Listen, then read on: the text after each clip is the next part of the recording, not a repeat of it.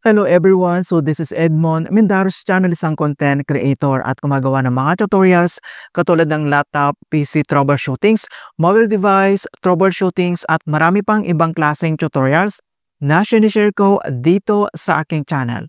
At sa bidyong ito ay pag-uusapan natin at i-guide ko kayo on how to link your email address on Maribang app.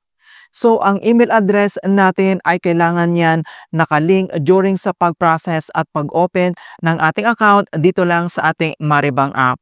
Pero pwede natin yan i-manage at i-update ang link lalo na sa pag-receive natin ng transfer dito sa transaction settings ng ating app. Okay, kung hindi mo kabisado kung paano ba i-link ang iyong email address, ang bidyong ito ay makakatulong sa iyo as your guide. Wag na natin patagalin at start na natin.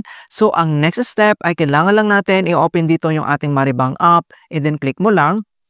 And then, makikita mo na dito na na-cover na yung ating mobile screen para sa ating Maribang account security. So, enter lang natin yung ating Maribang secure PIN. At once na-enter na natin dito yung ating secure PIN, so madirect agad tayo dito sa ating Maribang profile homepage. Then next step, dito lang sa baba ay kailangan mo lang itap dito yung meta profile na makikita dito sa bottom right corner. And dito na sa ating name, and dito lang sa left corners, so nandito na yung mga option settings na pwede natin i-select.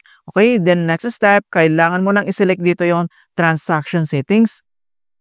At dito sa transaction settings, so makita mo na dito yung limits, yung bank e-wallet transfer, Shopee payments and top up, debit card, daily limit, yung receive funds via, link mobile number and then yung email address, link accounts, other bank accounts, and then yung Shopee accounts. And then kailangan mo lang iselect dito yung link mobile number and then slash email and then i-click mo lang. And then, so dito na tayo sa link mobile number slash email.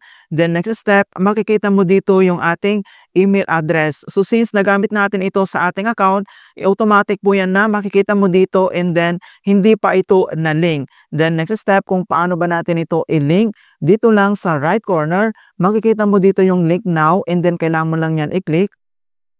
And then, link email, andito yung ating name, and then yung ating email address, then yung link account ng ating Maribang account.